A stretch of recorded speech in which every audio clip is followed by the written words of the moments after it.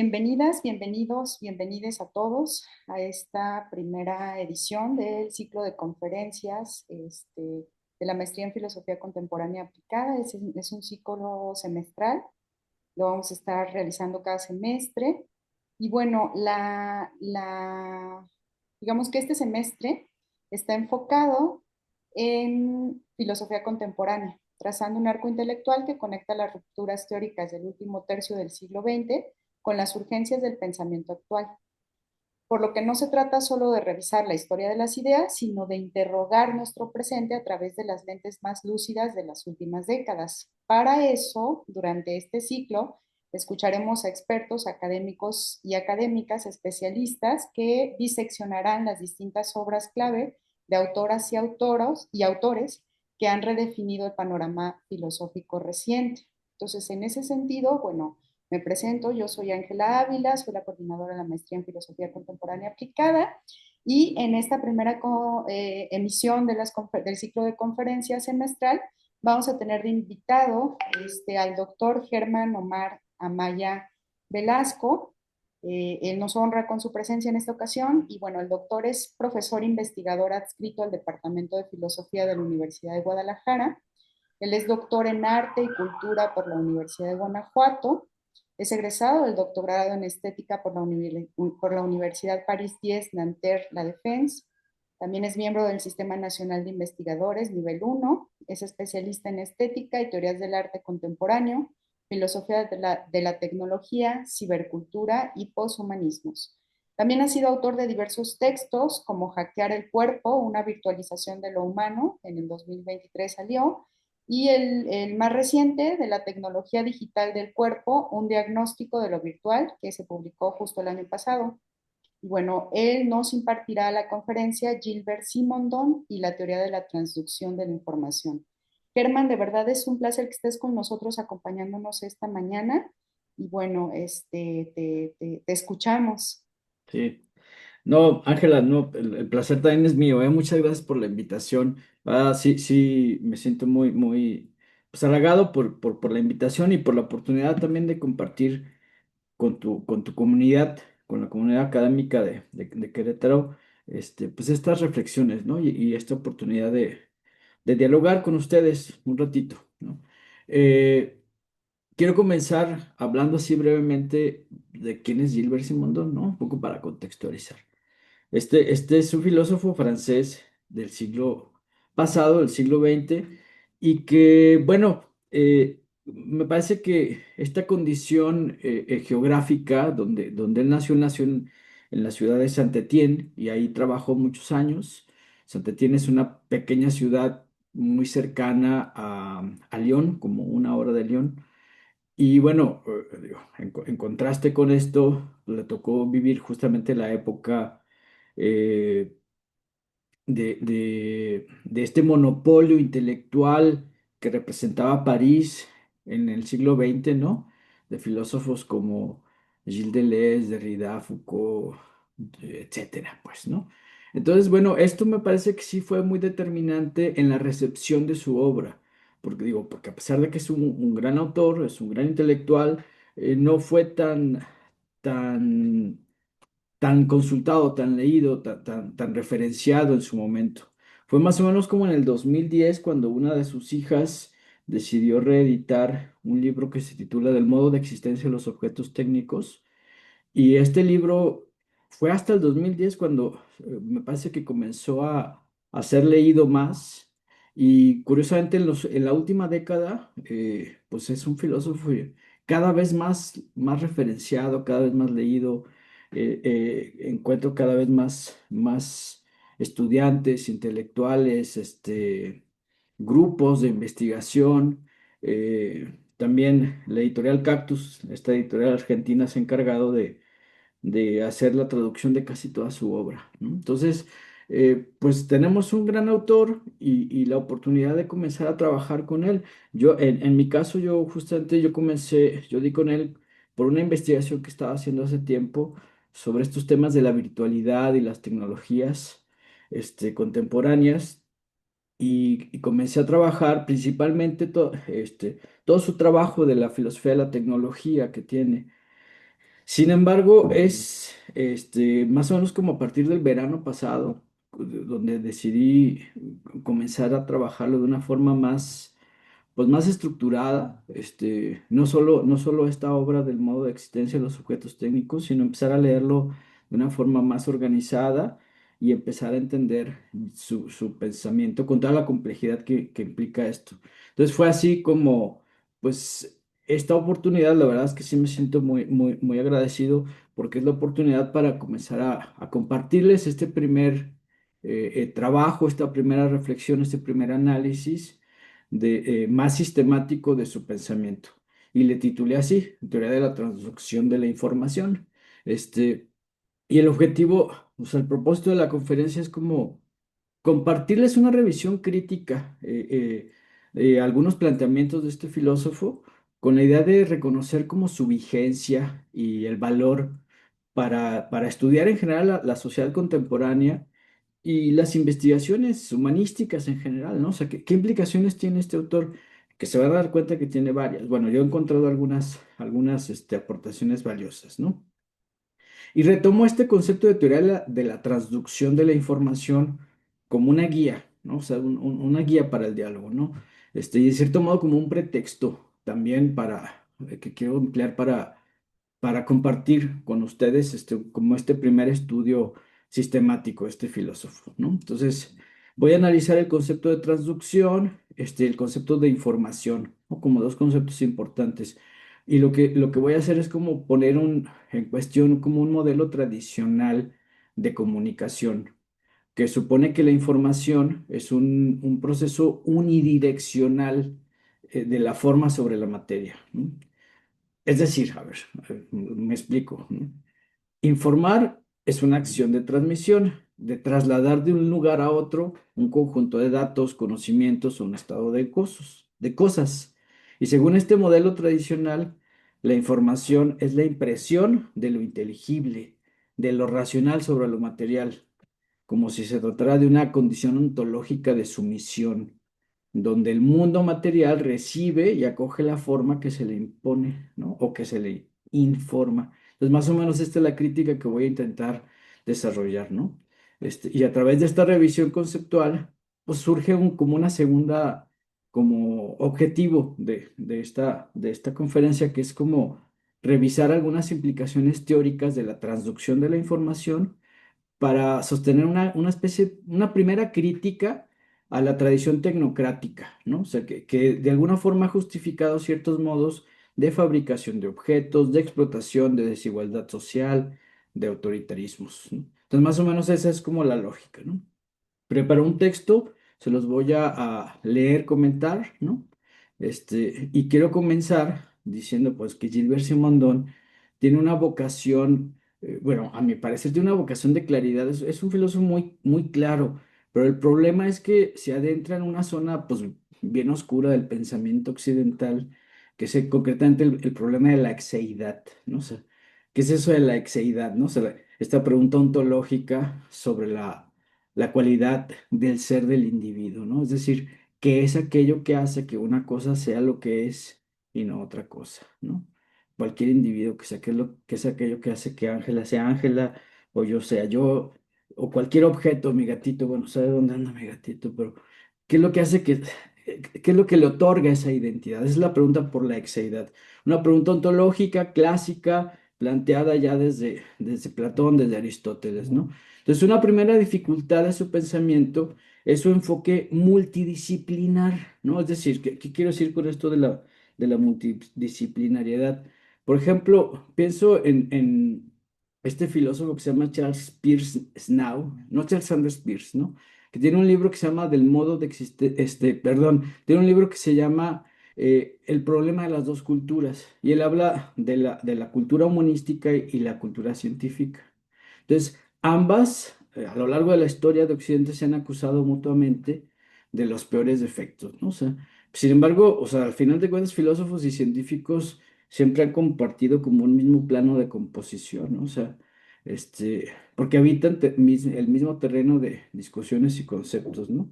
Entonces, no sé, pienso, por ejemplo, en Aristóteles, ¿no? Aristóteles era filósofo porque hacía biología, política, lógica, astronomía, metafísica. Y John Locke o Descartes, pues hacía filosofía porque al mismo tiempo sabían de medicina, de matemáticas, ¿no? O Galileo y Copérnico, que no eran científicos, no eran filósofos naturales, ¿no? Entonces, pareciera que de repente hubo esta separación entre estos dos campos disciplinares, ¿no? Y como que ya no se volvieron a juntar, pues, ¿no? Entonces, Simondón lo hace, si Simondón vuelve a plantear la importancia del naturalismo como un problema que no es exclusivo de la física ni de la biología o de la ecología, ¿no? Sino que también se propone derribar estas fronteras dialógicas impuestas entre estos dos grandes campos disciplinares, ¿no? Entonces, esa es una primera dificultad. De repente estamos leyendo a Simondón y de repente está hablando de la sustancia, de la materia, de la forma, del devenir, pero luego está hablando también de linfocitos, de neuronas, de ontogénesis, de mecánica cuántica, de electromagnetismo. Entonces, híjole, es difícil, es difícil estar ante un autor que mezcla estas diversas disciplinas, ¿no? Y hay que estar muy alerta, ¿no? Cuando recurre a diversas disciplinas, ¿no? Una segunda dificultad, pues es justamente la importancia que este filósofo le otorga a la noción científica de información, ¿no? Y aquí ya empezamos a hablar de información, ¿no? O sea, que suele ser caracterizada como este fenómeno inmaterial, ¿no? Porque no es ni materia ni energía, ¿no? O sea, tiene propiedades organizacionales, ¿no? O sea, posee una estructura incluso matemática que reúne a seres vivos en general, ¿no? Seres humanos en particular y seres artificiales en un mismo grupo, ¿no? Hay que recordar, y me gustaría también contextualizar, que Simondón está más o menos escribiendo esto en 1950, 1960, ¿no? Una época donde, por ejemplo, está Norbert Wiener haciendo sus investigaciones matemáticas sobre la cibernética y sobre la diferencia entre los organismos vivos y organismos artificiales, ¿no? Y esto también es muy determinante en su modo de pensamiento.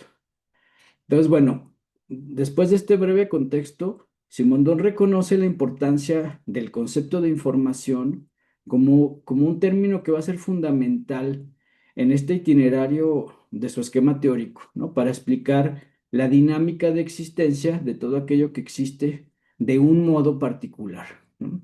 Y es a esto a lo que Simondón le va a llamar la individuación. Ahorita vamos a profundizar en esto de la individuación. Bueno, me disculpo, ¿no? Me parece que sí hay hay algunos conceptos medios densos, pero que justamente esa es la intención de la conferencia, ¿no? Darles un poco, ir dando claridad a estas ideas, ¿no?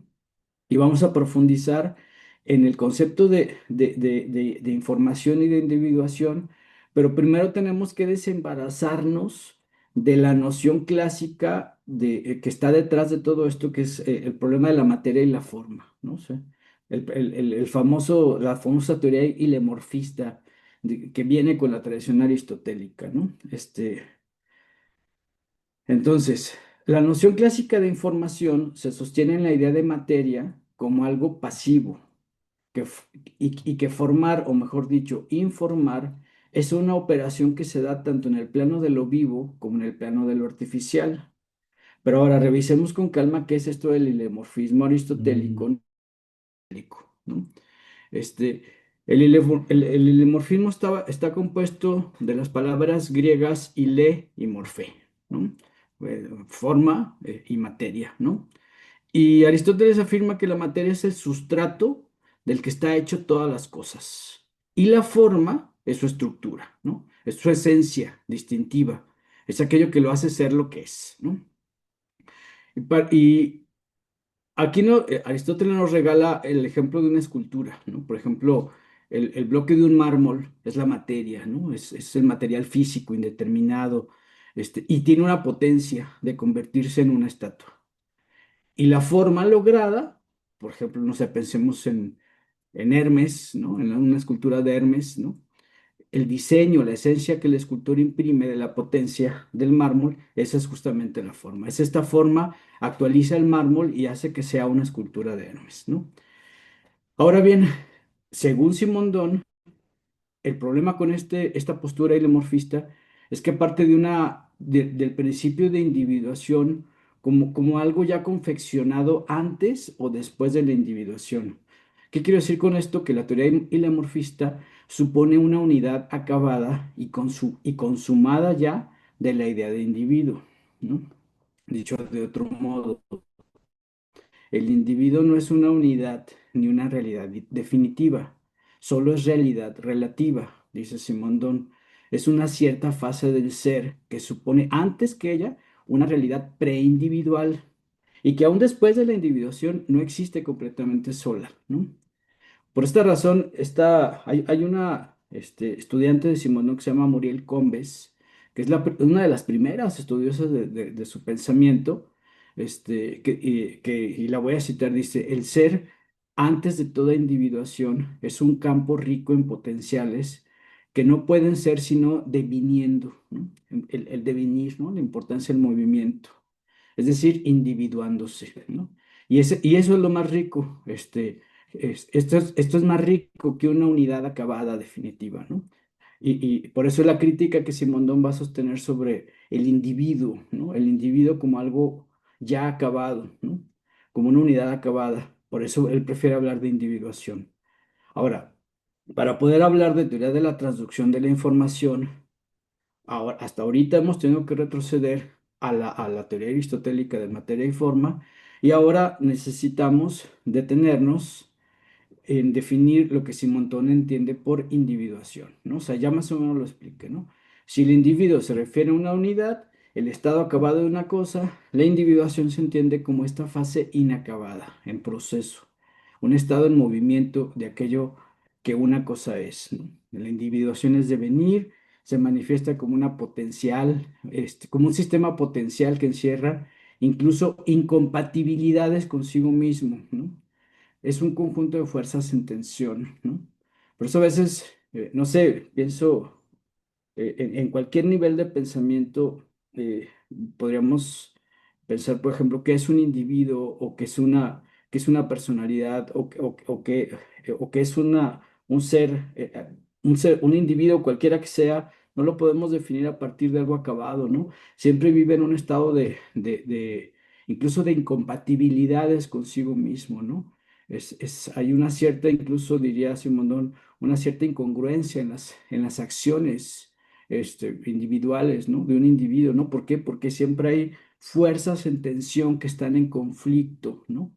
Para dar resultado a algo, ¿no? Podríamos decir que las cosas no existen como realidades acabadas, encerradas en sí mismas, ¿no? Al contrario, son acontecimientos, ¿no?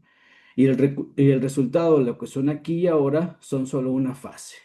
Es resultado de un estado momentáneo, de una cierta relatividad, de una cierta estabilidad relativa, ¿no? Y detrás de una supuesta coherencia individuada existen fuerzas en tensión, incompatibilidades, lo que Simonón le llama metaestabilidad, ¿no? Una estabilidad relativa, pues, ¿no? Este, Vamos a recurrir, y de hecho es un ejemplo que Simondón emplea, la fabricación de un ladrillo, ¿no? Se trata en efecto de una unidad más o menos estable, ¿no? Es una cosa singular fabricada, está compuesta de forma y de materia, pero también es, dice él, y lo voy a citar, es fruto de un esfuerzo, de ese gesto tembloroso o firme, apresurado o lleno de lasitud. Lleva consigo la huella de un instante de la existencia humana. Concretiza esa actividad ejercida sobre materia homogénea, pasiva, que espera ser empleada. Sale de esa singularidad. Bueno, aquí cierro la cita, ¿no? Observemos cómo la cosa singular, individuada, esta cosa llamada ladrillo, es el resultado de algo más complejo que una simple impresión de una materia, perdón, la impresión de una forma sobre una materia, ¿no? Que también están implicadas fuerzas particulares, estados de ánimo, incluso condiciones materiales en términos marxistas del sujeto que la fabrica, ¿no? Es decir, el obrero. Entonces, existe, por ejemplo, una diferencia entre un ladrillo de arcilla, uno de tierra perforado, un adobe o un ladrillo refractario, ¿no? Cada uno está compuesto de materias distintas, ¿no? Por ejemplo, el adobe es una mezcla de barro, paja, cáscaras de arroz, ¿no? Incluso de excremento de vaca, ¿no? O de caballo. Mientras que el más común, el de arcilla, está compuesto de silicatos, hidratos de aluminio y otros minerales, ¿no? El proceso de fabricación también va a ser diferente. El adobe es crudo, se seca al sol, mientras que el ladrillo de arcilla se hornea a altas temperaturas, ¿no? Para lograr endurecerlo y darle esa resistencia, ¿no? Etcétera. Pues ¿no? Entonces, hay otros factores además determinantes en la fabricación, ¿no? La humedad, la cantidad de minerales de la tierra, el estado de ánimo incluso de quien lo fabrica, la experiencia, la fortaleza de quien lo hace, pues, ¿no? De ahí que el ladrillo individuado no es algo único, definitivo, ni va a ser siempre el mismo, ¿no? Son unidades singulares, están individualizadas bajo un cierto estado de fuerzas en tensión, múltiples fuerzas en tensión, ¿no? Entonces, por eso es que Simondón se va a poner a esta idea abstracta del individuo, ¿no? Y su existencia auténtica más bien se va a encontrar en el devenir, ¿no? Este estado reticular, ¿no? Este estado de relaciones de fuerzas, de redes de fuerzas, ¿no? Y esta metaestabilidad, ¿no? Pues un estado de estabilidad relativo, ¿no? Porque el verdadero individuo no existe solo en un instante y durante alguna operación técnica, ¿no? Existe a través de la adquisición de una forma, ¿no? Y lo que subsiste es un resultado que se va degradando, no un verdadero individuo, pues, ¿no? Entonces no hay individuo, no hay unidad estable, y lo que se dice individuo es en realidad una entidad que conserva un cierto grado de singularidad a través de un cierto sistema de individuación, ¿no? Así, en breve, pues, ¿no? La individuación no es una síntesis de forma ni materia, es más una especie de desdoblamiento, una resolución. Está más cercano a esta idea del tiempo de Berzón y su concepto de duración, ¿no? Del reconocimiento de instantes como un tránsito que va de lo virtual a lo actual, ¿no? Y la individuación es la resolución momentánea de una situación en conflicto. Es un estado de tensión, una condición problemática de un organismo que existe un arreglo, un remedio, una solución, pero esa no es definitiva, ¿no? ¿Sabes? Bueno, hasta aquí más o menos esta idea importante de la individuación que me parece que teníamos que tenernos aquí para poder ya ahora sí empezar a hablar de esto de la información.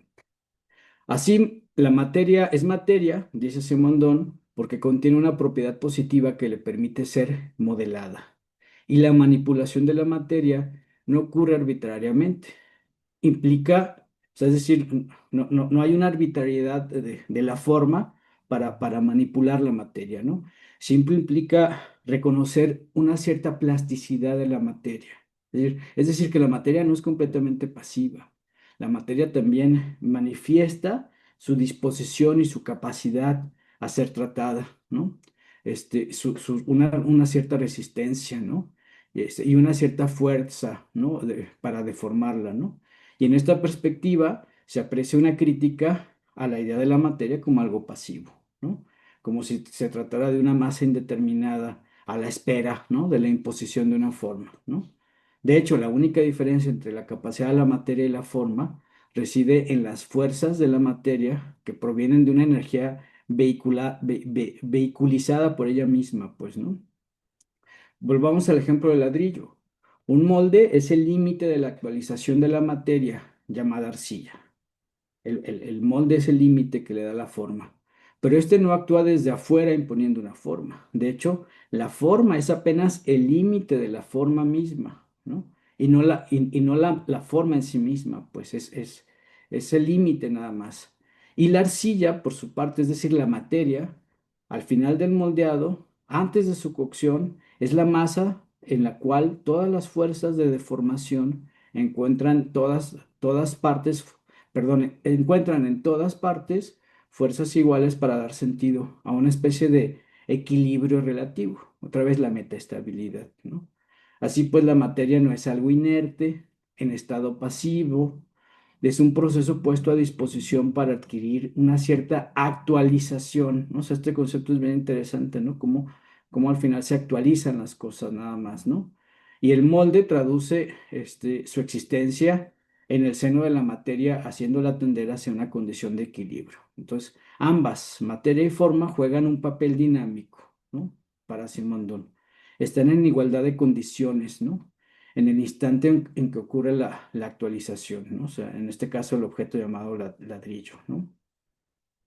Ahora pongamos atención en la siguiente cita. La operación técnica que impone una forma a una materia pasiva e indeterminada no es solo una operación abstractamente considerada por el espectador que ve lo que entra en el taller y lo que sale de allí sin conocer la elaboración propiamente dicha, ¿no? ¿Qué está diciendo Simonón en esta cita, no? Está hablando esencialmente del reflejo de un sistema de explotación, ¿sí?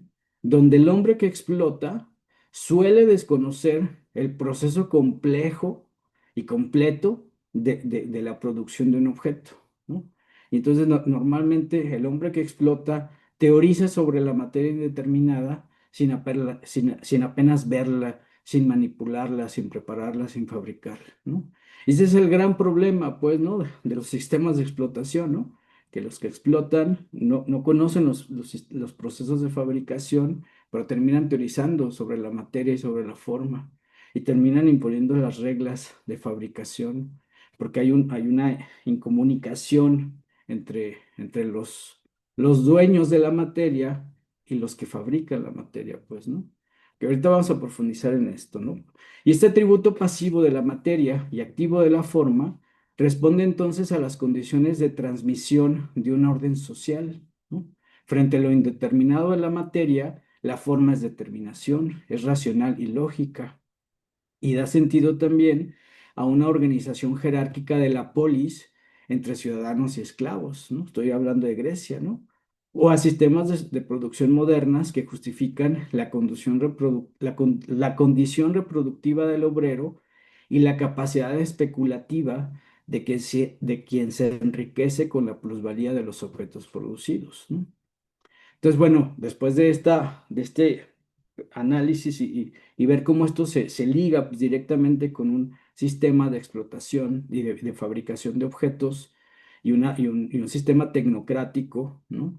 Que justifica también un sistema capitalista, ahora sí ya estamos en condiciones de hablar del concepto de información.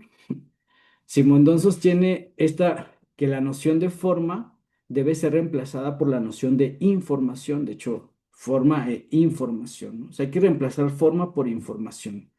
A diferencia de la forma, la información no puede ser entendida como un conjunto de señales, ni soportes, ni vehículos de datos, ¿no?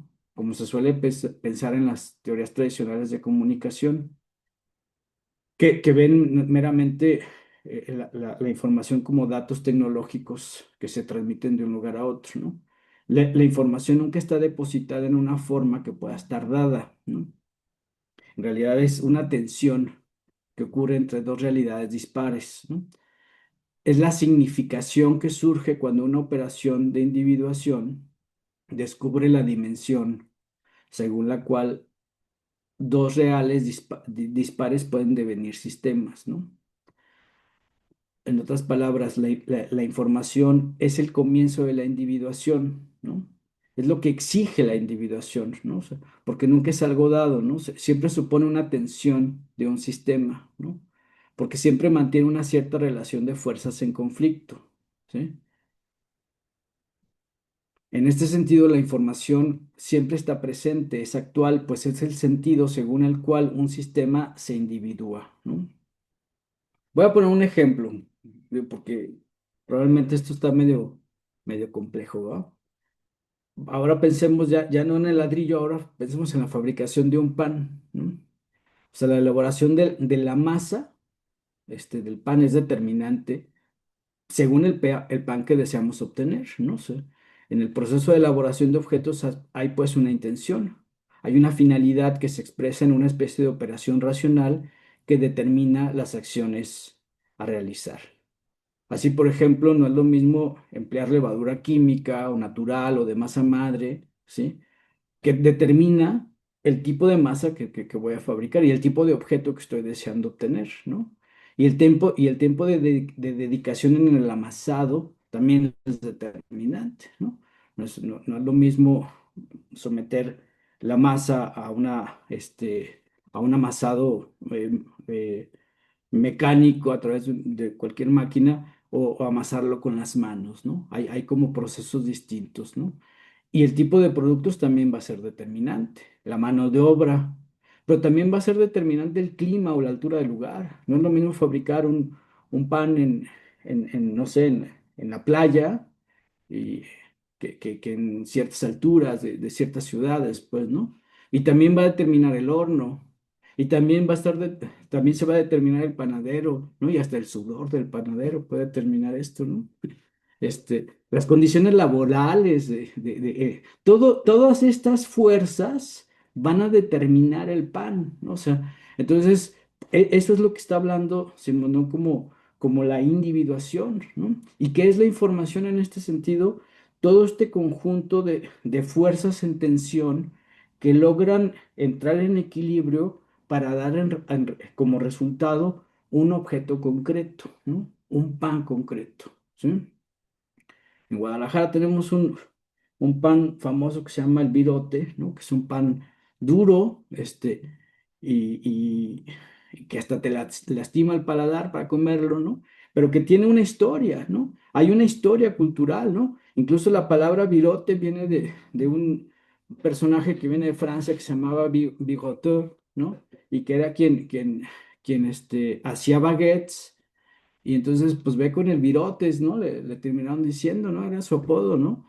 Este, pero la altura de Guadalajara, el agua de Guadalajara determinó y generó este pan tan duro, ¿no? Que al final terminamos comiéndolo, remojado en las famosas tortas ahogadas, ¿no? Hay toda una historia en todo esto. Hay una historia de producción del objeto, de la individuación del objeto, pues, ¿no? Que está determinada por un montón de fuerzas en tensión. Y eso es la información, ¿no? Esta comunicación entre diversas realidades hace posible que una forma y una materia logren interactuar para dar lugar a una resolución concreta, a una información, ¿no? Esta singularidad del aquí y del ahora, ¿no? Este acontecimiento puro a la medida del individuo que está apareciendo, ¿no? Entonces, bueno, más o menos eso es lo que va determinando el proceso de fabricación de objetos, ¿no? La diferencia entre un baguette, un virote, un pan telera, un pan blanco, un brioche, pero incluso también, si nos ponemos a analizar, en la sabiduría ancestral de nuestras abuelas, ¿no? Por ejemplo, no se piensen cuando alguien decía, cuando salía una salsa, no sé, una salsa muy picosa, que solíamos decir, y se dice, ¿no? Que quien la hizo estaba muy enojada, ¿no? Este, que hay como ciertas creencias, ¿no? Pero estas creencias obedecen también a la idea de que el individuo que fabrica los objetos también determina el resultado, ¿no? O sea, que si estamos muy tristes y si hacemos X comida va a salir con menos sabor, ¿no? Porque también el estado de ánimo también determina, ¿no? La fabricación de objetos, ¿no? Y si esto lo llevamos al ámbito de la explotación laboral, pues también tiene implicaciones, ¿no? Entonces, la forma otorgada a un objeto puede estar regulada por un molde, pero también por la disposición de la pasta y por el régimen de gestos sucesivos. Cambian de un ejemplar a otro. La fatiga, el estado global de percepción, la representación también colabora en la existencia de una forma particular, dando como objeto un objeto singular, ¿no? Entonces, la exeidad, la individuación, radica entonces en la información. No hay formación sino información. Es un proceso concreto, es un devenir en la creación de objetos únicos, ¿no?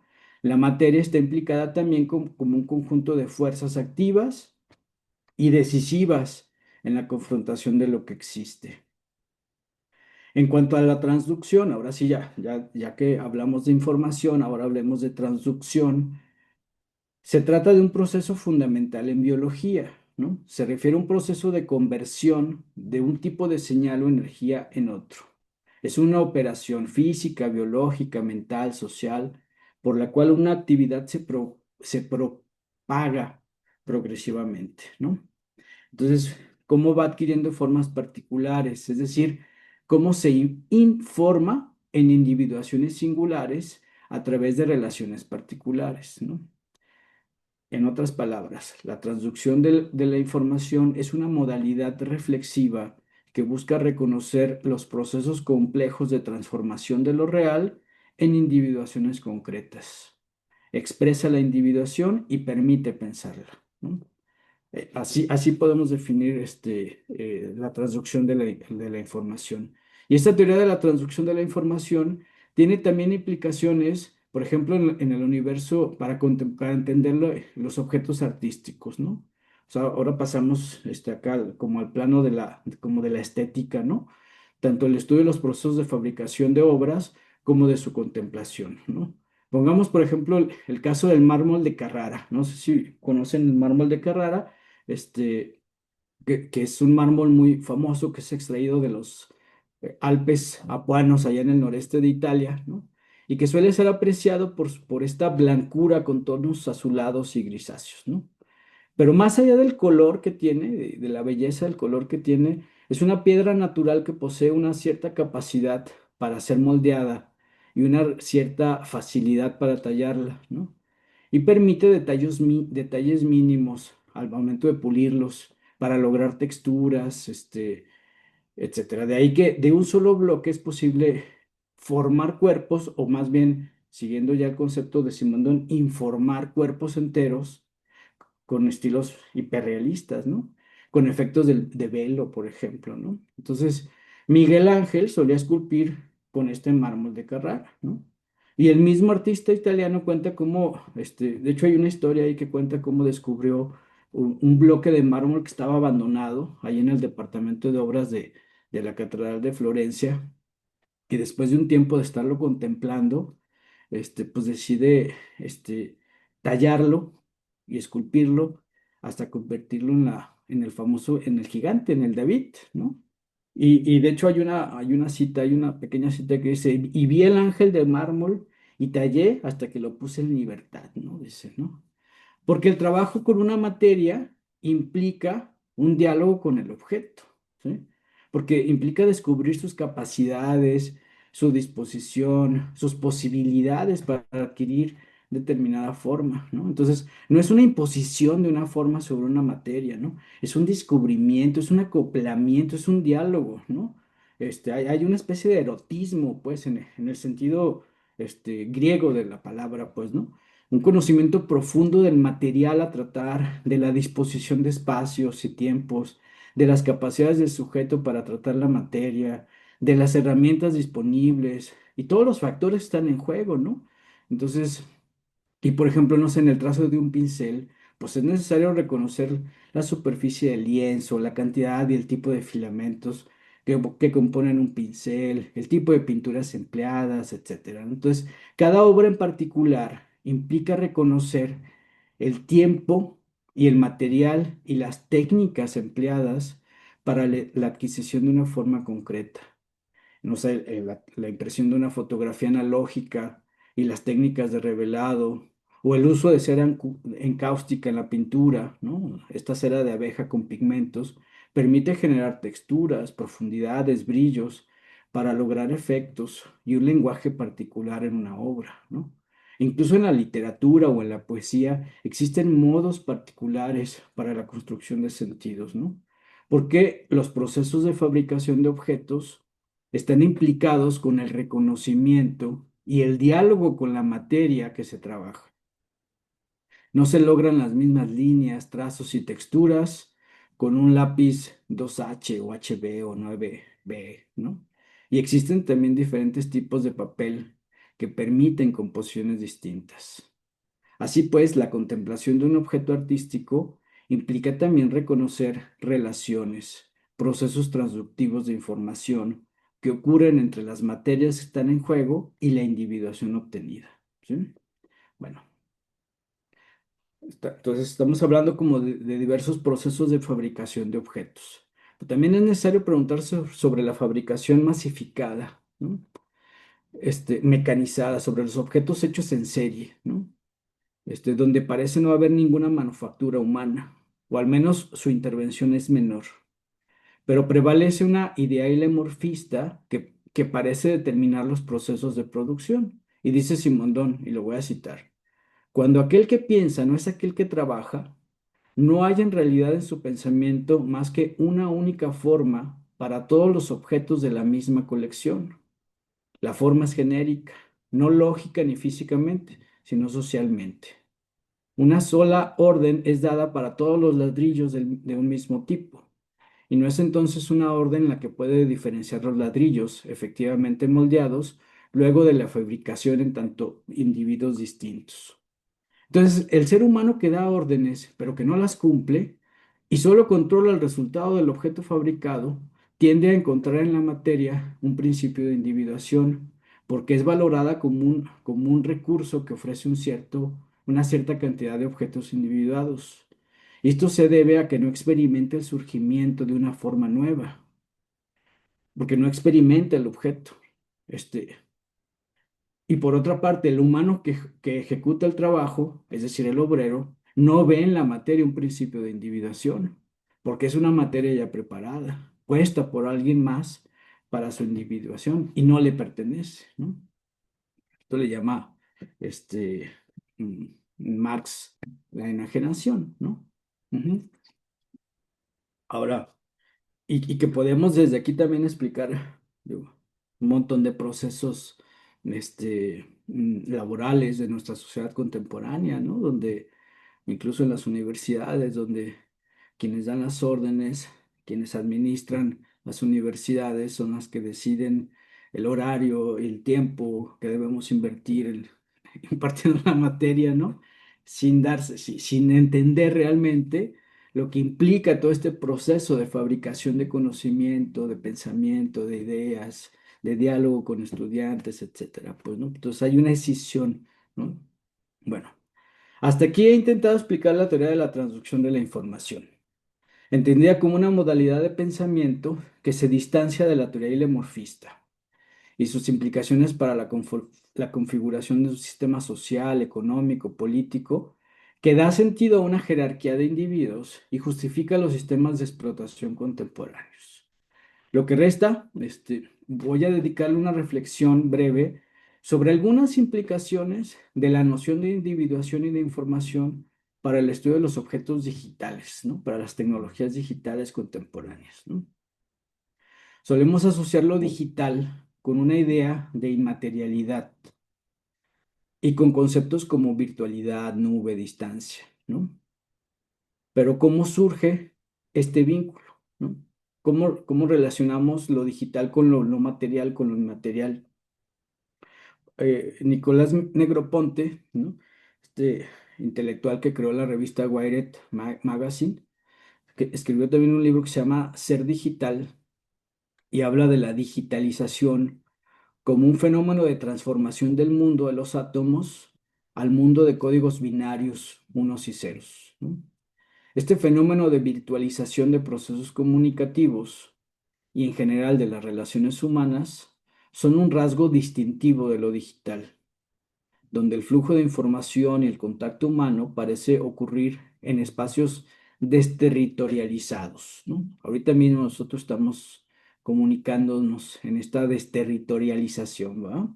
Confrontando así nuevas experiencias sobre tiempo y espacios, ¿no? Otras identidades y manifestaciones culturales, ¿no? Y dice Negroponte, un bit no tiene color, no tiene tamaño ni peso, viaja a la velocidad de la luz, es un elemento más pequeño que el ADN de la información. Es un estado de ser, activo o inactivo, verdadero o falso, arriba o abajo, dentro o fuera, negro o blanco, ¿sí? Los discursos contemporáneos sobre lo digital parten del supuesto de la inmaterialidad de los objetos, es decir, provienen de su proceso matemático, meramente informático, de relaciones abstractas de números, figuras y símbolos, y de sus relaciones necesarias que generan la posibilidad de funcionamiento de datos como procesos algorítmicos complejos. La información y el mundo de los objetos digitales son pensados entonces como inmateriales, etéreos, sutiles, impalpables, incorpóreos, fluidos, ¿no? Sin embargo, volvemos a este dualismo, ¿no? Este ilemorfista que separa materia y forma. La información digital resulta ser el agente activo, agencial, que da forma unidireccional y determina la materia, ¿no? En la tecnificación de lo social se puede apreciar un discurso que apuesta por la eficacia de la vida y las acciones cotidianas, laborales y todo aquello asociado con el control y gestión del mundo material. Y en esta lógica, lo digital adquiere un valor discursivo que da sentido a la simplificación de la vida y a la transformación o replicación del mundo de objetos digitales, ¿no? Entonces, la información, según esta perspectiva de progresos tecnológicos, es la impresión de lo inteligible, de lo racional, sobre un mundo material indistinto, inerte y racional, ¿no? Entonces, con la crítica de Simondon podemos observar cómo este dualismo esconde un problema de desigualdades sociales, ¿no? Entonces, una primera tesis de este trabajo que me gustaría compartir aquí con ustedes, ¿no? Es que esta concepción guarda una correspondencia con otro tipo de jerarquías del mundo occidental, como es el caso del sistema patriarcal, ¿no? Lo masculino resulta ser una dimensión que garantiza principios y axiomas de realidad. Es el hombre el destinado a ocupar espacios y cargos públicos. Es el quien gestiona las leyes, quien da forma y sentido a la materia. Y lo femenino, es decir, la materia, ocupa el espacio privado, doméstico. Recibe y acata normas impuestas por la virilidad, ¿no? Entonces, pensar las tecnologías de la información desde el ángulo de la inmaterialidad desplaza nuestra mirada al plano de la abstracción y nos dispone a ignorar la infraestructura que sostiene este sistema tecnológico. Estoy pensando en centros de datos, servidores, cableados subterráneos, ¿no? O los cables que tenemos enredados en nuestros postes ahí que nadie los quita, ¿no? Antenas, supercomputadoras que almacenan, codifican y procesan una gran cantidad de información. Los modos en que esa información se materializa en nuestro entorno o se somatiza en nuestros cuerpos también son ignorados, ¿no? Y tampoco atendemos las dimensiones morfológicas que la propia materia imprime en la información, ¿no? La supuesta inmaterialidad de lo digital resulta ser una ceguera impuesta respecto a los efectos de nuestros modos de relacionarnos con la técnica y en consecuencia con el mundo, con nuestros cuerpos, con nosotros y con el medio ambiente, ¿no? Piensen, por ejemplo, en los desechos que genera la empresa, cualquier empresa de tecnología digital, o el impacto de Silicon Valley, ¿no? Al medio ambiente, o los conflictos geopolíticos que produce África, en África la extracción del coltán, este mineral necesario para fabricar celulares, ¿no? O los cuerpos agotados por el seguir el flujo y la actualización de tecnologías y el consumo de energía, producidas, ¿no? Eh, para tener nuestra fotografía con nuestro cantante o actor o escritor favorito, ¿no? O sea, todo lo que consume, toda la energía que consume, el agua que consume, ¿no? Entonces, lo digital no existe, ¿no? Fuera de sus soportes materiales, ni fuera de la infraestructura técnica que sirve para transmitir y procesar datos. Los datos tampoco son entidades inmateriales, ¿no? Son impulsos eléctricos que viajan por cables, ¿no? Materiales alojados en algún servidor, por lo que es importante detenernos a pensar en el lugar donde se alojan esos datos que producimos diariamente, ¿no? Y las supercomputadoras que están ahí, guardando toda esa información, ¿no? Almacenándola y lo que tenemos que hacer para mantenerlas en funcionamiento, ¿no? Lo que cuesta, soportes de esta magnitud, ¿no?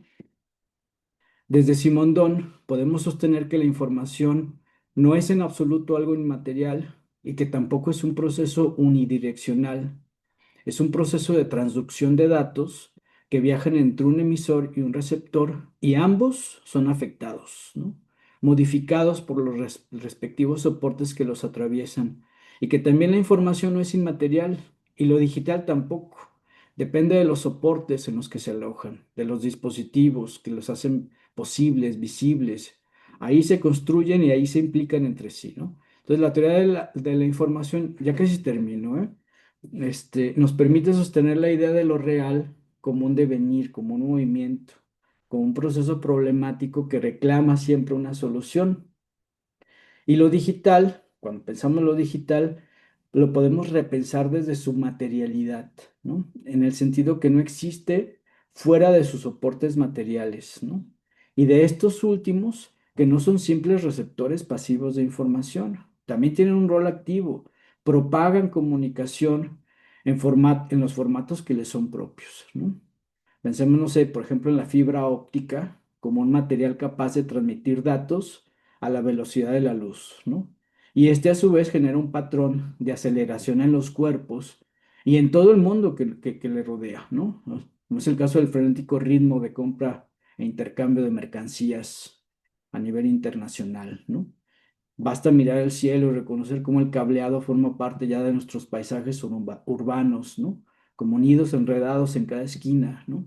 Y ninguna compañía de internet se hace cargo de ellos, ¿no? Entonces, como señalé al principio, este trabajo apenas es una lectura, una primera lectura sistemática que estoy haciendo de Simondon, una primera aproximación. Por supuesto, queda profundizar mucho sobre esta trama de los objetos digitales, sobre los procesos de producción y los individuos implicados en este proceso, ¿no? Y también el tema de la inteligencia artificial retumba en esta lógica porque nos hace suponer que se trata de un proceso de fabricación de objetos automatizados, ¿no? Donde la mano de obra humana no parece intervenir, pero es importante insistir en la necesidad de reinvertir esta tendencia intelectual de pensar las IAs, ¿no? Y los objetos digitales como algo desmaterializado, ¿no? O sea, quizá la pregunta habrá que hacer, que tendríamos que hacernos es cómo se produce el intercambio de significaciones, ¿no? O sea, es decir, cómo ocurre la información y la individuación de los objetos digitales que disponemos en nuestra cotidianidad y cómo se reinventan sistemas de explotación contemporáneos a la luz de lo digital y su supuesta desmaterialización. Y enseguida, pues hay que poder, hay que explicar y recuperar las huellas de lo humano que subyacen ante la amenaza de la usurpación de la imaginación y la capacidad creativa por inteligencias predictivas, automatizadas o algorítmicas, ¿no? Porque en lo humano también prevalece lo contingente, ¿no? Lo no predictivo, la imaginación, lo no lógico, las contradicciones y lo que da risa, ¿no? El agotamiento, la vida misma, pues. De ahí la importancia de la información simondiana, ¿no? Para entender la complejidad de las dimensiones implicadas en el devenir de esto que somos y de estos digitales individuados que empleamos diariamente, ¿no? Entonces, a mi juicio, quizás sea una reflexión adelantada, pero también es una hipótesis de esta investigación, y es que las IAs, ¿no? Las inteligencias artificiales, no van a automatizarlo todo, ¿no? Bueno, yo no creo que lo vayan a automatizar todo, que más bien viene más bien con una preocupación, que de hecho el mismo Simondon lo explica en este libro del modo de existencia de los objetos técnicos, cuando dice que pensamos los objetos técnicos como con un cierto resentimiento y con una cierta ignorancia. ¿Y de dónde viene el resentimiento? Porque siempre hemos creído que nos van a quitar nuestra chamba, ¿no? Que nos van a quitar nuestro trabajo, ¿no? Este, y bueno, en cierta medida sí, o sea, sí, sí nos quita nuestro trabajo, pero siempre aparecen otras formas de trabajo, ¿no? O sea, vamos a los cines y ya no hay cajeras, ¿no? Ya solo hay maquinitas, solo hay, hay tecnología atendiéndonos, pues, ¿no? O un sistema de automatización para comprar boletos, ¿no? Y sin embargo, detrás de estas máquinas hay personas, ¿no? Este, porque detrás siempre se requiere un trabajo manual y también hay una precarización laboral de millones de individuos que están atrás, ¿no? Construyendo y fabricando y almacenando y llenando de información a estos bancos de datos enormes de, de, de de inteligencias artificiales, ¿no? Las IAs no son tan automáticas como solemos pensarlas, ¿no? Existen potentes computadoras con grandes bancos de datos que ejecutan cálculos de información, pero también hay millones de personas en el mundo que la alimentan, que moderan, que corrigen esa información y que la llenan también de sesgos, ¿no? Raciales incluso, ¿no? Revisan contenidos, discursos de odio, violencia sexual, racismos y todo esto por sueldos miserables, ¿no? Y en condiciones laborales precarias, ¿no? Entonces, hay mucho que analizar, hay mucho que denunciar, ¿no? Entonces, de alguna forma, estas reflexiones que les quise compartir hoy, pues me llevan a esto, ¿no? Y a esta necesidad de resignificar el concepto de lo digital, ¿no? Y de postular una especie de materialismo, ¿no? Este, un materialismo ontológico, ¿no? Que de alguna forma busca, pues, denunciar, pues, todas estas críticas o toda esta situación, perpetuada, ¿no? En Occidente de los sistemas de fabricación de objetos y de los sistemas de precarización humana a lo largo de la historia de la humanidad. Pues entonces, como de alguna forma Gilbert Simondon, pues, nos da muchas pistas, ¿no? Para entender esta sociedad contemporánea, desde diversos momentos o procesos, ¿no? Y eso es lo que les quería compartir hoy, ¿no? Entonces, bueno, pues quedo atento a sus comentarios, críticas y a un diálogo que podamos armar, ¿no? Pues muchísimas gracias, doctor Amaya. Muchísimas gracias. Germán, la verdad es que sí, el pensamiento de Simondón estructura, digamos, como mucho de las discusiones actuales, ¿no? Por ejemplo, Sí, pues es una referencia básica de lo que ahora se llama nuevos materialismos desde la ujú, perspectiva feminista, ¿no?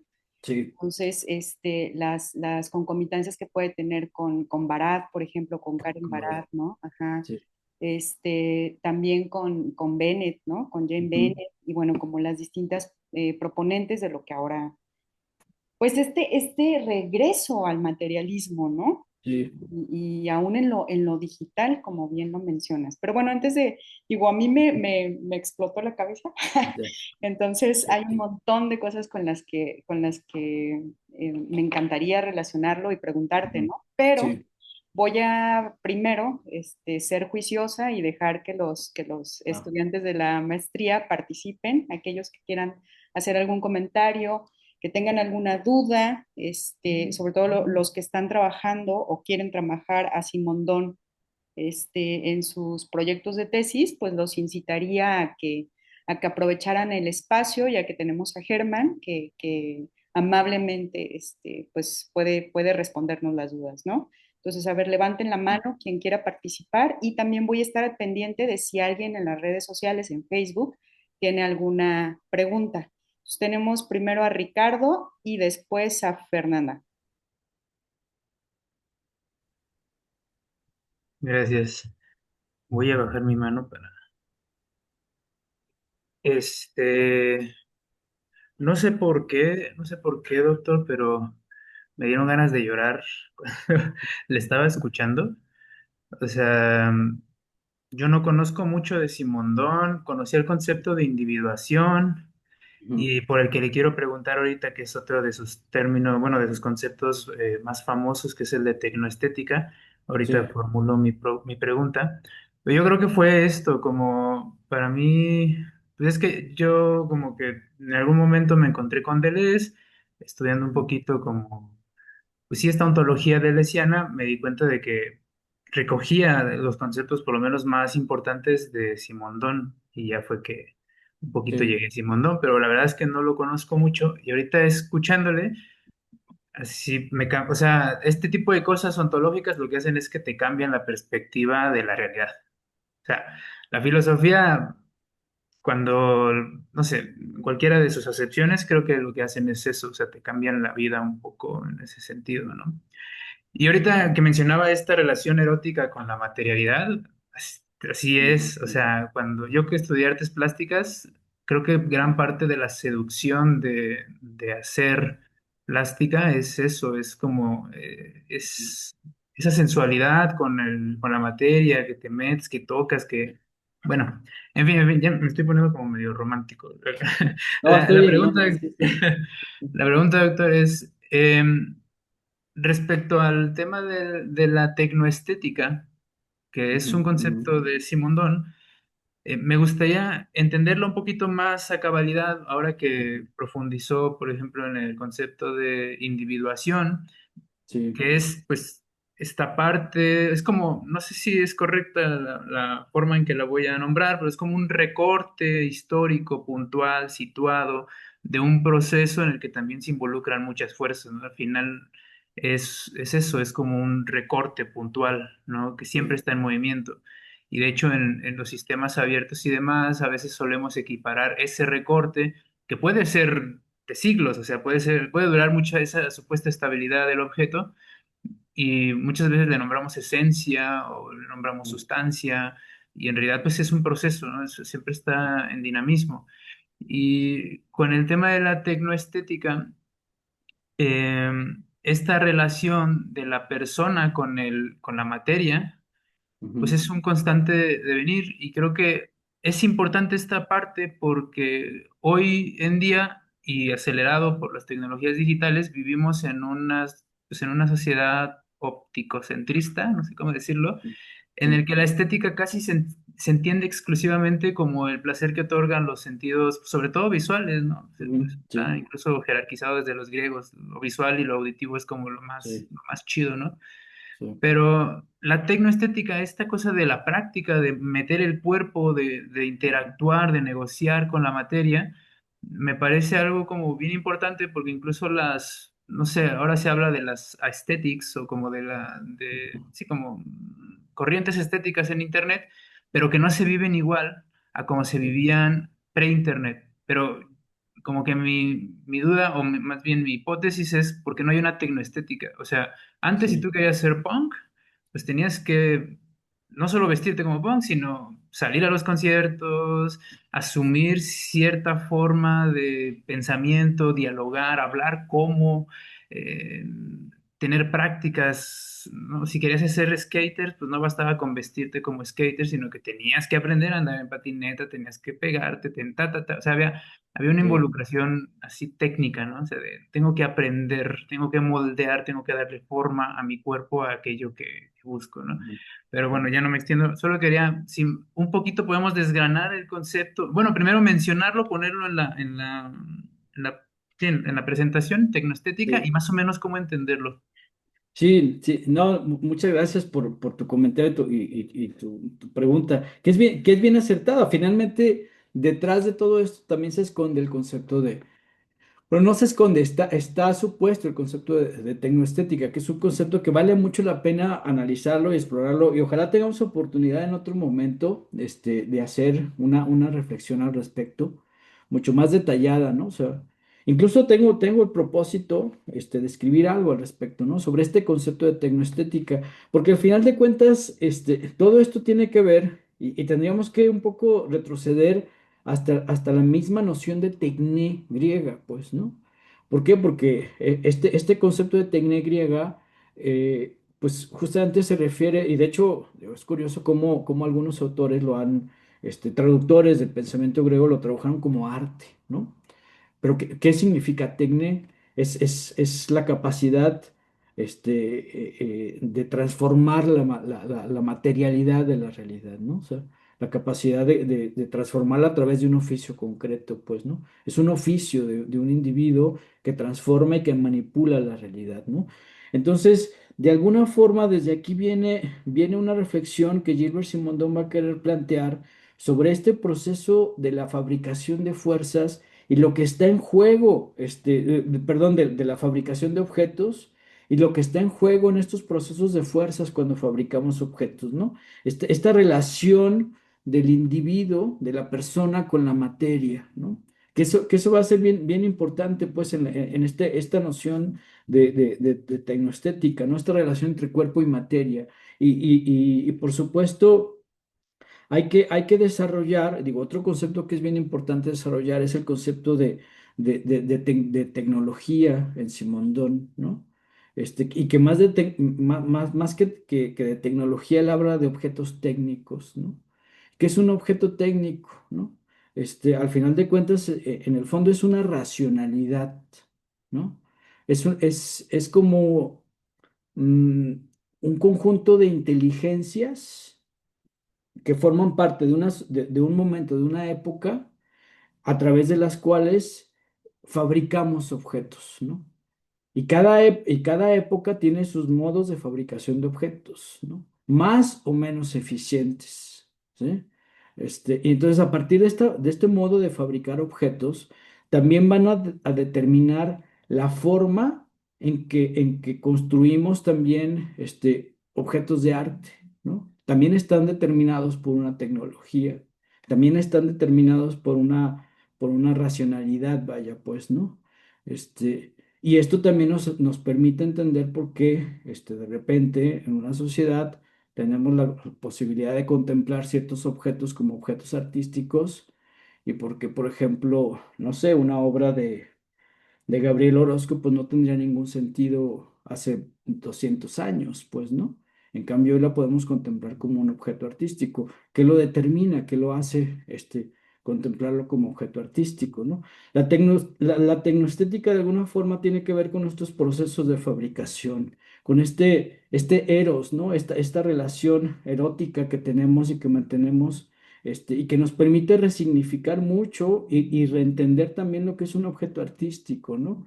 Porque a veces vemos una pieza, una obra de arte, y la podemos contemplar y ya. Pero cuando entendemos toda esta relación que está en juego entre el artista y la obra, ¿no? Entre el objeto material, su fabricación, su relación en términos de erótica, ¿no? La disposición a fabricarla, a dialogar con el objeto, con la materia, a lograr esta individuación concreta, pues es donde está en juego todos estos elementos, ¿no? Ojalá podamos tener oportunidad de profundizar este concepto que la verdad es muy, muy importante, y ojalá tengamos oportunidad de armar otro diálogo al respecto, ¿no? Con más calma, con mayor precisión, ¿sí? Gracias. Muchas gracias, Considero doctor. hecho. Ay, podemos Sí, pensar en sí, un seminario, ¿no? órale, sí, sí. Sí. Bueno, Fer, tratemos de ser concretos en las preguntas para dar oportunidad. Digo, también vas a ir y si alguien más, vayan levantando la mano, ¿no? Vamos, Fer. O- Ok, bueno, pues esto me llega en un momento como ideal porque estoy desarrollando mi pregunta de investigación y Ujú. uno de mis principales autores en mi investigación es justo Gilbert Simondon. Entonces, esta pregunta es un poco más de orientación porque Ya, mi investigación va hacia el tema de los imaginarios de futuros tecnológicos, ok. viendo estos imaginarios como en lugar de forma, pues como este proceso de individuación, ¿no? Es Ujú, decir, que el futuro al final del día requiere esta preindividualidad que está cargada de potenciales no resueltos, porque como el sí, futuro todavía no se tangibiliza, pues es un potencial, ¿no? Entonces, justo mi idea mientras le escuchaba hablar era en ese ajuste que le estoy haciendo a mi pregunta de investigación, si más conveniente que me vaya hacia el campo preindividual como fuente de imaginarios de futuros ujú, o más bien hacia la transducción e imaginación que, ujú, que, por ejemplo, desde mi perspectiva, cuando un imaginario de futuro se establece, se instaura, no es solo porque se comunica bien, sino porque encontró este campo metaestable del que se hablaba, ¿no? sí. Entonces, bueno, ahí desde esa perspectiva, esa es mi pregunta, si de acuerdo con su experiencia y la exploración que usted ahora mismo está haciendo, si es mejor si me voy sobre el campo preindividual como fuente de imaginarios o más bien sobre la transducción de cómo se fabrican esos futuros. No sé si me Ujú. expliqué bien. Sí, sí. Digo, qué interesante pregunta y no sé cómo respondértela, ¿no? Porque, digo, al final de cuentas, los dos campos de posibilidades de tu proyecto me parecen bien atractivos, pues, ¿no? O sea, hablar de este estado de preindividualidad, ¿no? O sea, lo preindividual como esta fuente o este campo de posibilidad de imaginarios, ¿no? Finalmente te puede permitir profundizar justamente en esto, esta noción del imaginario de los futuros posibles, ¿no? O sea, y de hecho, bueno, yo estaba pensando, antes de responderte, estaba pensando en el concepto de posibilidad, ¿no? O sea, ¿qué es lo posible, ¿no? O sea, hablando en términos lógicos, lo posible, pues, se refiere a una, a, ¿cómo decirlo? A una implicación lógica que tiene, la realidad, ¿no? Es decir, lo podemos, es una realidad, que se puede deducir a partir de ciertos, campos de acción o a partir de ciertos hechos o a partir de ciertos principios, ¿no? Este, es posible en ese sentido la existencia de futuros imaginarios como los imaginaba, no sé, Neal Stephenson, ¿no? Y de hecho Neal Stephenson habla, pues al final cuando nosotros hacemos ciencia ficción, este escritor de Cyberpunk, ¿no? No sé si lo ha leído, en este libro de Cryptonomicon, ¿no? Dice, pues al final de cuentas, cuando nosotros hacemos ciencia ficción, no es que estemos hablando de un futuro que va a existir o que puede existir, ¿no? O sea, simplemente es un mundo posible, pues, ¿no? Este, y lo interesante aquí es que, por ejemplo, Gilbert Simondon termina hablando de este estado sí del campo de lo posible, pero termina hablando más del campo de lo virtual, ¿no? Y por eso lo ligaba mucho hace ratito con, ¿cómo se llama? Con este filósofo francés, ahí se fue el nombre ahorita, el que habla del movimiento y la duración, ahorita me acuerdo, discúlpenme, pero porque este autor, este filósofo francés también termina hablando del estado de virtualidad de las cosas, pero la virtualidad es un instante más bien, ¿no? Es el instante que se refiere a la resolución inmediata de los estados. Y en ese sentido es un instante de preindividualidad, pues, ¿no? A mi parecer, tu proyecto tiene muchas implicaciones y tiene muchas posibilidades de analizar si nos centramos sobre todo en esta cuestión de la preindividualidad, porque al final de cuentas, justamente Gilbert Simondon plantea este estado este imaginario que se construye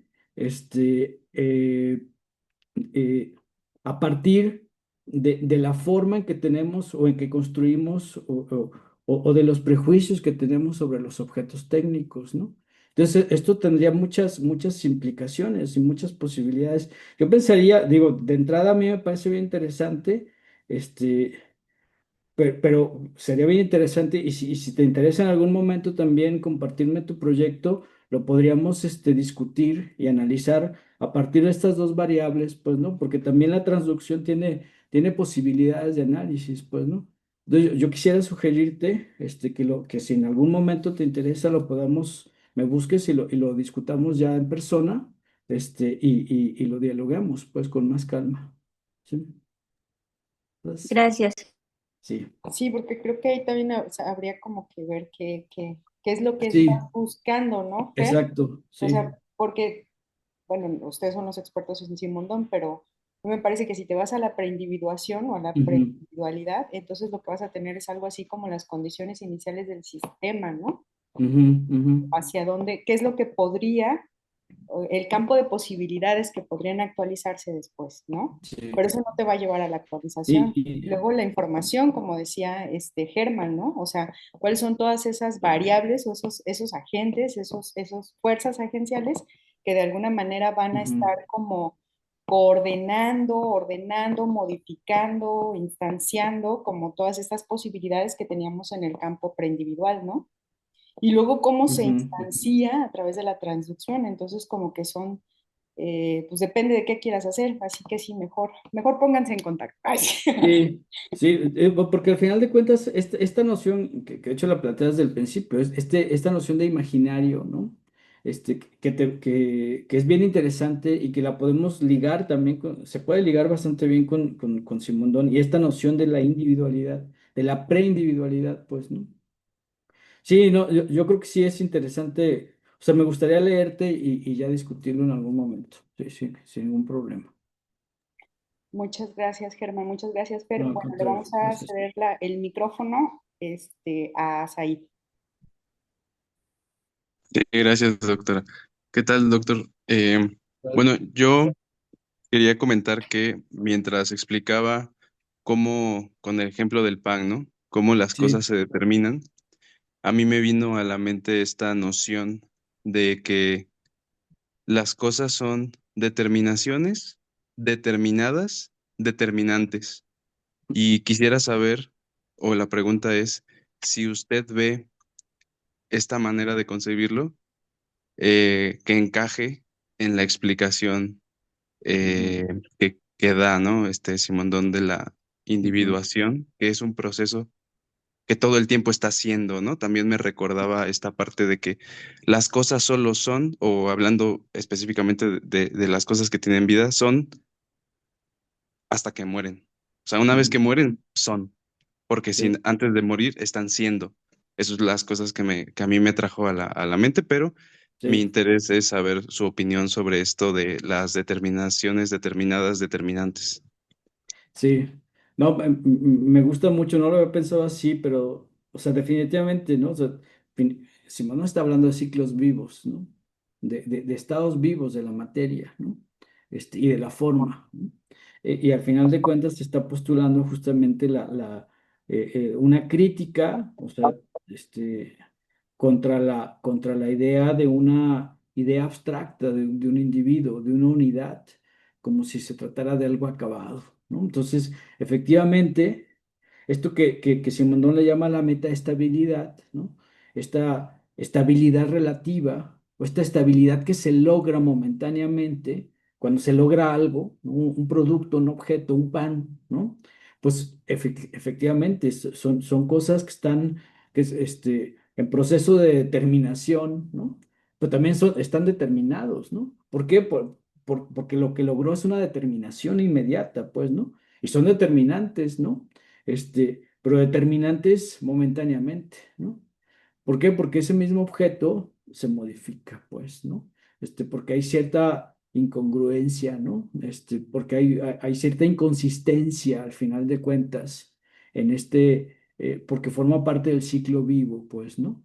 Cuando exigimos una coherencia, por ejemplo, a una persona, a un individuo, pues sí, todos esperamos que cualquier individuo sea coherente, ¿no? Con sus ideas, con sus pensamientos, con lo que dice, con lo que hace, ¿no? Sin embargo, Simondón diría, pues, como que no es tan fácil ser completamente coherentes, ¿no? ¿Por qué? Porque estamos rodeados de una vida y de un conjunto de fuerzas que nos obligan a tomar decisiones, y a veces esas decisiones también se contradicen con nosotros mismos, ¿no? Con mis ideas, ¿no? O con lo que creemos o con lo que pensamos, ¿no? Entonces, este proceso de estarnos determinando a nosotros mismos, ¿no? Por supuesto es determinante porque son decisiones que tenemos que tomar todos los días, ¿no? Para poder resolver conflictos, ¿no? Diarios, pero en este proceso de resolución, pues, la vida continúa, ¿no? Y estos ciclos vivos, ¿no? Este ciclo de vida, pues, hasta que se termina, pues, es decir, hasta nuestra muerte, pues, estaremos en este proceso, pues, ¿no? De modificación constante, ¿no? Y de resolver constantemente conflictos permanentemente, pues, ¿no? Bueno, más o menos, no sé si más o menos expliqué, y di una respuesta, pero es bien interesante estos tres conceptos que planteas, ¿no? Y que sí se puede pensar de esta forma, ¿no? Muchas gracias también por esta perspectiva.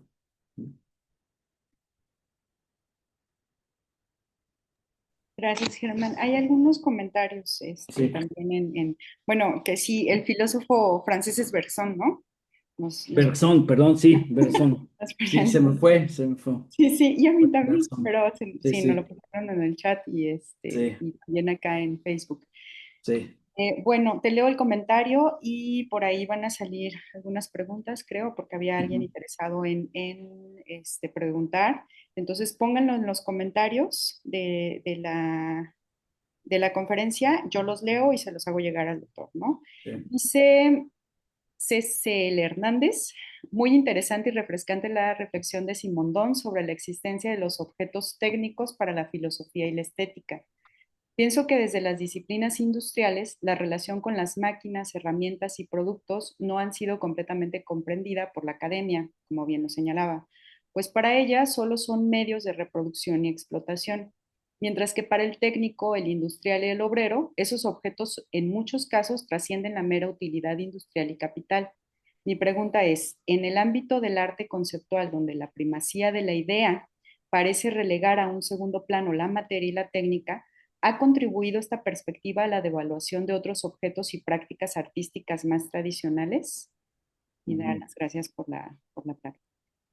Sí, mira qué interesante pregunta. Es porque sí, o sea, definitivamente en la producción de objetos industriales hay muchas cosas que no logramos todavía comprender, pues, ¿no? O sea, ¿por qué? Porque al final de cuentas hay toda una, y lo planteo desde Simondón, ¿no? O sea, hay una incomunicación, pues, ¿no? O sea, el proceso de fabricación de objetos, cualquiera que sea, en cualquier nivel, y en este caso los industriales, pues tiene toda una, tiene toda una, pues una relación con el objeto, ¿no? Y entonces, el hecho de juzgarlos, como simples consumidores, pues también nos hace no comprender todo lo que está en juego, ¿no? Ahora bien, la pregunta sobre el arte conceptual. Híjole, pienso que definitivamente el arte conceptual, pues sí trae muchas implicaciones, ¿no? Cuando hablamos de fabricación de objetos, ¿no? Porque en el fondo, digo, desde de la misma noción de arte conceptual, que de alguna forma lo que procura o lo que busca el arte conceptual es justamente estar generando una crítica constante sobre lo que es el arte y sobre lo que son los objetos artísticos, ¿no? Y pareciera que el arte conceptual prefiere más bien dialogar con la ciencia, con la filosofía y con conceptos, ¿no? Que con el arte y con la fabricación, ¿no? Entonces, sí, cuando vemos, por ejemplo, arte conceptual, pues a lo que nos enfrentamos es justamente a esta crisis, y esta ruptura, cuando estamos acostumbrados a ver una pieza artística, cualquiera que sea, y algo importante, pues es su proceso de fabricación, ¿no? Pero en el arte conceptual, pues ¿qué está en juego cuando estamos viendo, a propósito de Gabriel Orozco, que lo mencioné hace rato, pues una caja de zapatos, ¿no? Este, o qué está en juego cuando vemos esta obra del comediante, ¿no? De este plátano pegado en la pared con una cinta metálica, ¿no? O sea, ¿qué está en juego? Pues no hay proceso de fabricación, ¿no? Y la gran pregunta es, ¿y por qué sigue siendo arte? ¿Y por qué lo contemplamos como arte? Lo contemplamos como arte en la medida en que está, más bien, o diría ya más bien como un metaarte, ¿no? Que está jugando otras ideas de contemplación, pero el objeto en sí mismo pierde pues todo su proceso de fabricación. Entonces sí, definitivamente el arte conceptual pues pone en juego todas estas discusiones sobre la fabricación de los objetos. Muchas gracias, doctor. Tenemos otra pregunta, Sí, solo que como utiliza caracteres cirílicos, entonces no ok. sé cómo voy a mexicanizarlo. Kenia Capaco. Ajá. Y dice, mi pregunta para el doctor es si es la técnica un mediador ontológico entre naturaleza y cultura en Simondón. Ujú. Si es la técnica un mediador ontológico entre naturaleza y cultura. Para Simondón, de hecho, es algo que él va a querer intentar superar y en ese sentido me parece muy cercano a lo que, o uno de los iniciadores del posthumanismo, no hay diferencia entre naturaleza y cultura, ¿no? O sea, ¿por qué? Porque los objetos, o sea, dice él, hemos entendido mal a los objetos técnicos, ¿no? Y hemos asumido que un objeto técnico se reduce única y exclusivamente a su utilidad, de para qué sirven, ¿no? Pero los objetos técnicos tienen una naturaleza, ¿no? Una naturaleza, y que para entender esta naturaleza tendríamos que superar esta división tan tajante entre cultura y naturaleza, entre hombre y naturaleza, ¿no? Perdón, entre hombre y artificios tecnológicos, ¿no? No existe porque al final de cuentas, estos artificios tecnológicos fueron creados por un humano y hay naturaleza en ellos, ¿no? Y también hay un diálogo entre los objetos tecnológicos con el hombre y con la naturaleza, ¿no? Entonces, o sea, más bien los objetos técnicos tienen una condición ontológica que nos permite reconocer la relación estrecha entre hombre y naturaleza o entre cultura y naturaleza, pues, ¿no? Esa es más o menos como la respuesta que pudiera dar, ¿no? Muy bien. Sí. Pues muchísimas gracias, Germán. No, al ¿Alguien más contrario.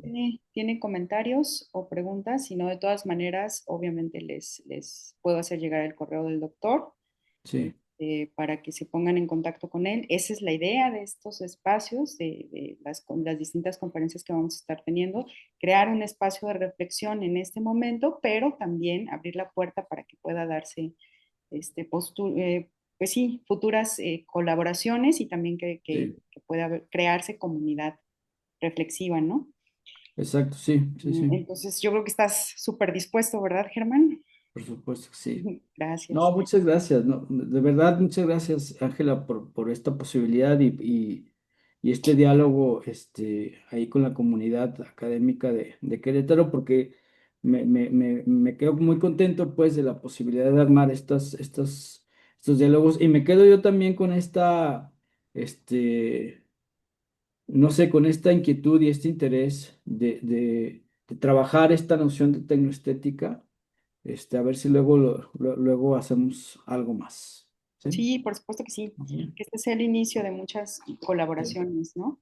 sí, Y bueno, yo también me quedé ahí con el asunto de cuando lo llevabas a la ujú, parte de la reflexión sobre el sistema económico actual, ¿no? Y el sí, capitaloceno y todo lo demás, pues la vinculación con todas las críticas desde el poshumanismo, ¿no? ujú, Y desde ujú, la filosofía ambiental, pues son súper, digamos, evidentes, ¿no? Y también sí, desde la perspectiva marxiana, ¿no? ujú, O marxista, marxiana más bien, como de sí, esta noción que se tiene de la fractura metabólica que habla el último ujú, Marx, ¿no? Cuando habla ujú, precisamente que el trabajo mismo, ya no, el trabajo entendido como esta transformación, ¿no? De los sí, medios de manera consciente por el ser humano, ya no es parte del metabolismo de la naturaleza, ¿no? Sino más ujú, bien se queda ujú, fracturado y en ese sentido hay como todo este asunto de la alienación y todo, ¿no? sí, Y sí, eso está directamente implicado, no sé tú cómo lo veas, como con todas estas, digamos,